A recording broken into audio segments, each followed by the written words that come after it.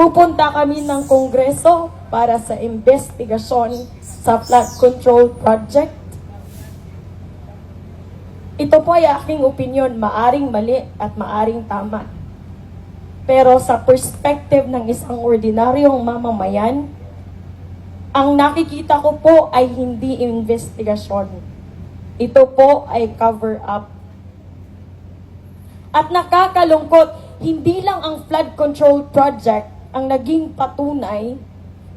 Kaya ako nasasabi na sa pamahalaan ngayon, hindi na to nagpa-function. Wala nang check and balance as far as I know.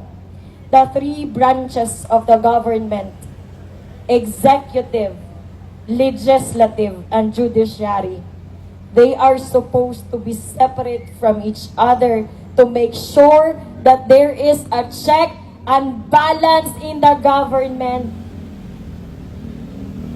General Browner, ang tanong ko po, sa tingin mo po ba ay may check and balance pa ang Pilipinas? Seriously, ano po ang sagot sa tanong ko? Kaming mga ordinaryong Pilipino, walang kapangyarihan, walang pera, saan kami pupunta? Sino ang magtatanggol sa amin kung mismong ang pamahalaan na inaasahan namin ang bumababoy hindi lang sa kasulukuyan, ngunit pati sa aming mga kinabukasan.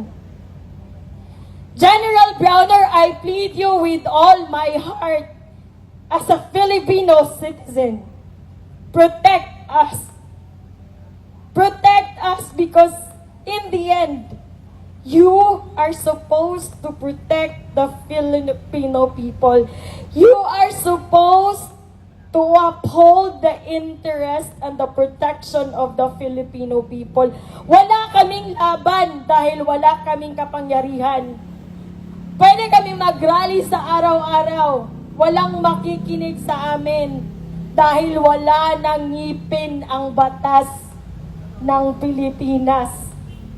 It is a personal opinion, and yes, I can be wrong, I can be right, but ito ay perspective ng ordinaryong Pilipino. Saan kami pupunta? Saan po kami? Sino po ang aming aasahan?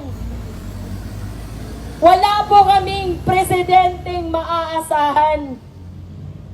Kasi kahit nga sa napakasimpleng interview, nauutal pa. Kahit nga sa taon-taong problema sa baha, magkakamot pa ng ulo at tatanungin ang mga staff, anong gagawin natin? Wala po kaming mapupuntaan, kaya po kami ay naparito ngayong gabi. Sino pong magtatanggol sa interes ng mga Pilipino? Kayo po ang last card namin, hindi isang politiko. Because you are supposed to protect the interest, the welfare of the Filipino people. Galangin po natin at siguraduhin po natin na may check and balance pa ang Pilipinas, na may rason pa para maniwala kami ulit na ang hustisya sa Pilipinas ay patas. Kung ang kanilang oras na inilalaan sa pagnanakaw ay inilalaan nila sa pagserbisyo sa mga mamamayan, walang mga batang magagahasa, walang mga batang magugutom, at walang mga taong mamamatay sa baha. Sometimes I cannot wrap my head around the audacity, the audacious fact na napakaraming sangay ng pamahalaan, ngunit ni isa ay hindi maasahan.